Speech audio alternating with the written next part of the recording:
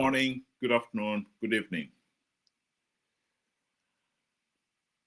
I think we've got to ask ourselves, why is it that democracy, the government of the people, by the people, and for the people, has been a failure in Africa, in Zimbabwe in particular? There are many reasons one can give, but one of them has to be that we, the people, have failed to hold our leaders to account. The ancient Greeks who gave humanity democracy, they were absolutely right when they said for democracy to work, the people must be educated, knowledgeable, objective, and diligent in carrying out their most important task in a democracy, i.e., to hold the leaders to account. You elect leaders, positions of power, to be your servant, to carry out certain duties that are in the public interest. And it is the people who must hold those people to account. If they fail to perform, remove them and put somebody else. You, the people, are the government. The people you elect are there to serve you. But if you cannot hold those whom you have elected to account, the whole thing becomes meaningless. I think in Africa, it's no exaggeration that the politicians are the ones who are controlling the people.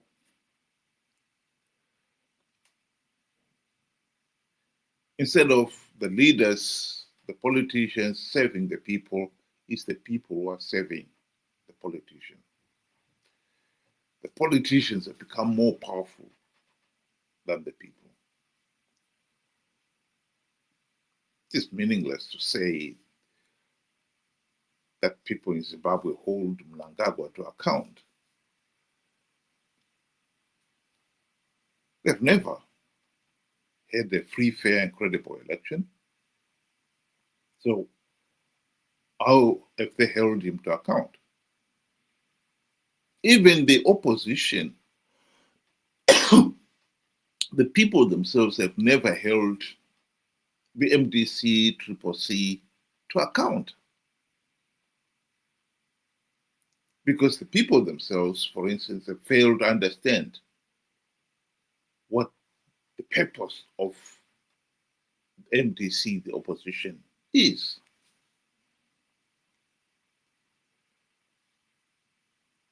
The failure to pay attention to detail is at the heart of why we are a failed state.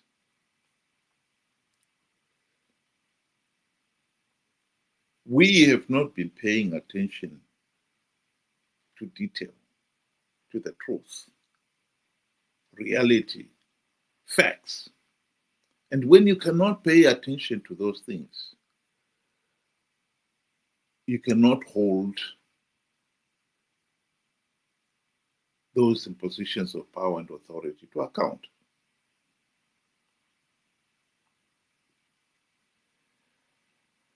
And it is this weakness, this failure to appreciate the importance of detail. We prefer to understand things fuzzy, generally, without knowing specifically what is going on. They want the simple solution, the quick solution, when even there's no quick solution. There's no simple solution. And it is this weakness that has made the Zimbabweans and Africans in general super religious. When you're talking of religion, you don't prove anything. It's all a matter of faith. Facts, there's no proof. Just believe it. That's it. And when you become super religious, you want to believe there is somebody who knows better than you. The leaders become demigods. They know better than you. You don't question them. You don't hold them to account. And above the leaders, there's the God. You don't hold God to account. You don't question God. So religion has become the opium of the people. And to a people who crave to believe in such things, it has come naturally. Here is a video of Nelson Chamisa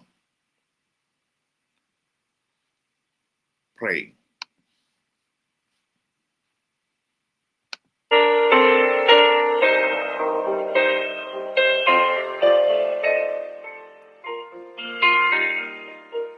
Baba vedu vari kumusoro kudenga, ndinokutendai mandipa mukana uno, ndinokutendai nezvamakandipa. Hakusi kungwara Baba kuti mundichete pachigaro chino, hausi uchenjeri, hausi kuona kudarika vamwe.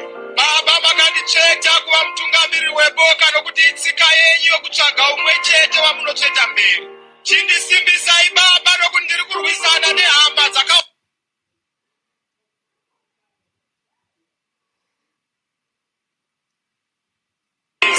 Ibatsirei Baba, ndina chandinopa ruzhinji rwuri pano. Ndinovapa chete mashoko enyu nomuono wenyu. Holy Spirit, come down upon each and every one of us. Mutiendese mberi senyika. Baba ndibatsirei, ndichatungamirira vanhu venyu sokubvuma kwenyu. Handizodeuri ropa, handizourai, handizokuvadzi. Ndichazviita murudo kudzikinura, nokuti chokwadi chinokunda nhema. Nokuti chiedza chinotosora rimba. Nokuti wakaipa nosudurwa newakanaka. Ndifambiseiwo Baba, handina mabhiza, handina pfuta, handina pfumo, handina pakatwa. Baba, ndine rudo rwenyu nevhangeri yenyu. Nyika yenyu idzikinurwe nezita raJesu. That appealed to the people of Zimbabwe. They genuinely believed that Chamisa was anointed by God. That deep belief meant that you do not question him. And yet, when we look at the historic facts, Chamisa has made one claim after another. In 2023, he said he had plugged all the vote rigging loopholes to stop ZANU-PF rigging the elections. That was a lie. Even for a politician, that was an outrageous lie. What made it more outrageous is that he was calling people to believe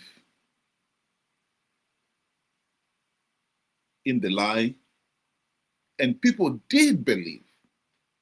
Nearly 2 million people believed in that lie and participated in the flawed elections, believing that ZANU-PF was not going to rig those elections. But what made that lie even more is that he evoked the name of God. Hashtag God is in it. That puts it at a higher level. This is not him talking. This is now God talking. God is in it. And people even believe that. They believe the lie, and they believe that God was in it.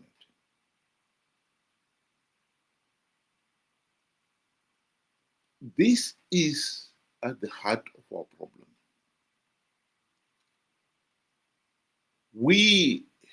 Religion has become the opium of the people. When you believe so deeply, you do not think. Man is supposed to be a creature of reason. You should be able to think for yourself.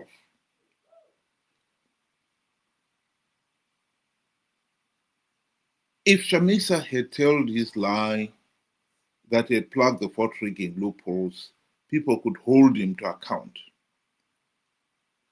for lying. But when he started evoking the name of God, that puts it at a higher level. Are we going to hold God to account?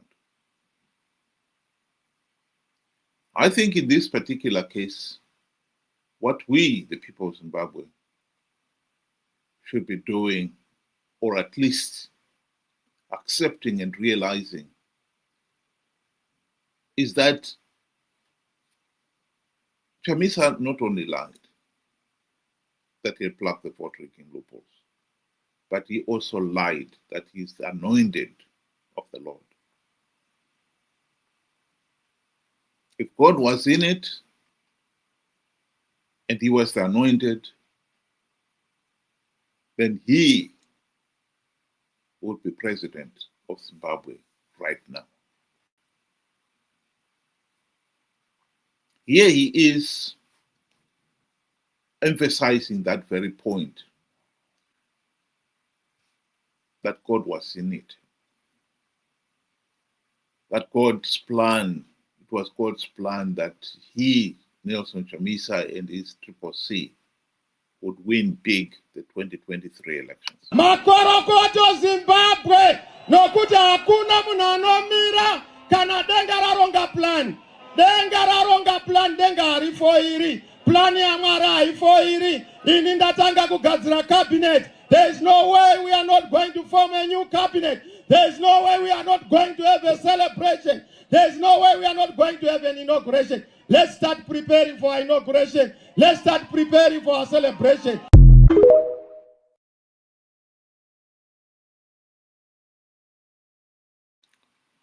The truth of the matter is,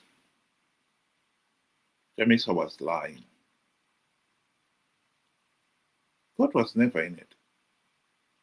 It was never God's plan that the nation should participate in a flawed electoral process. So flawed that anyone who was open to thinking for themselves could see this was a disaster. You can't go into an election without even something as basic as a verified voters roll. And yet we did. He himself did not even bother to deploy election agencies at all the polling stations, even though he was given the money to do it. He was just exploiting the people of Zimbabwe's super religious commitment. This has been at the heart of our political problem. To be fair to him, he's not the only one. Mnangagwa himself has become super religious. Mugabe before him was the same thing. Both of them have been competing to win the hearts and the votes of our people, because our people, when it comes to religion, they are drunk. And when you're that drunk, you place a leader. It's no longer somebody whom you should hold to account, as is demanded by democracy. He becomes a demigod. He cannot do any wrong. It is, of course, disappointing that even now, with the benefit of hindsight, there are still many Zimbabweans out there who refuse to accept that Chamisa lied when he said they plugged all the vote-rigging loopholes. The issue of Chamisa lying and all this hashtag God is in it is still an issue in Zimbabwe.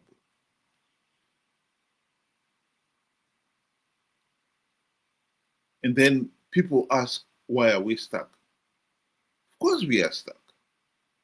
If we cannot move from accepting that Chamisa is a mere mortal and he lied about the vote rigging, plugging all the vote rigging loopholes,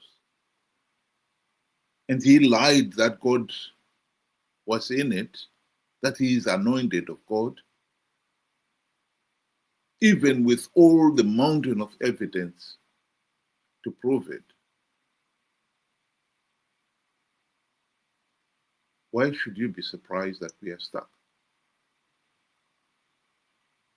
It's like somebody in grade 1, and you find would have spent the whole year, they still cannot learn the alphabet.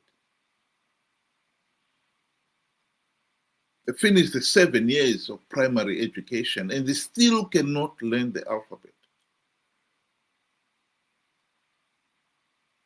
You can't expect that person to know how to read and write. You haven't learned the alphabet. Those are some of the basic tools you require. That is the problem with Africa.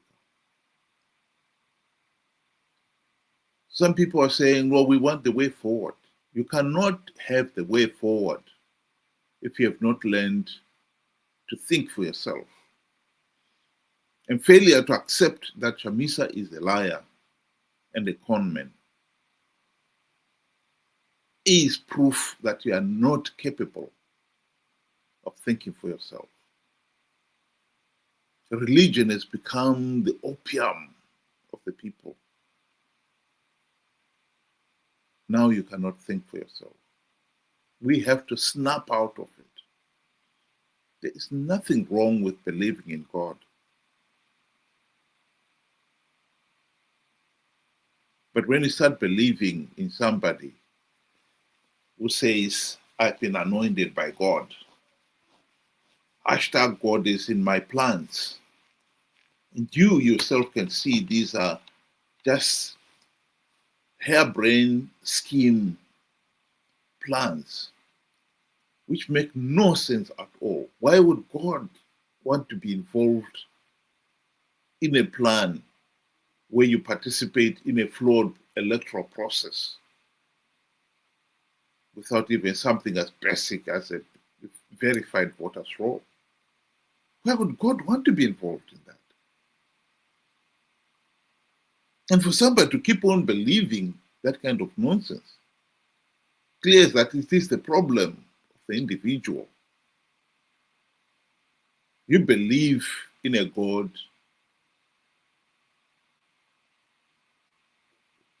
of your imagination.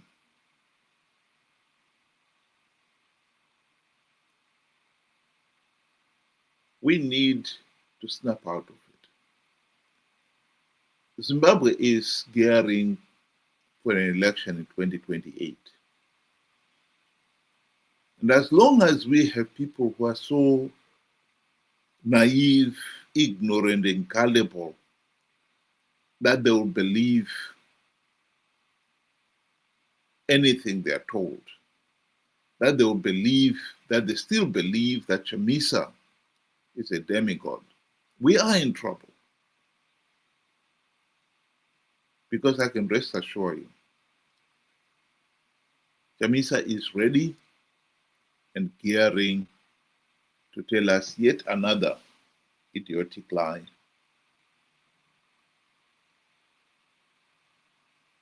That he is going to win 2028 elections, even though those electoral processes are still flawed and illegal.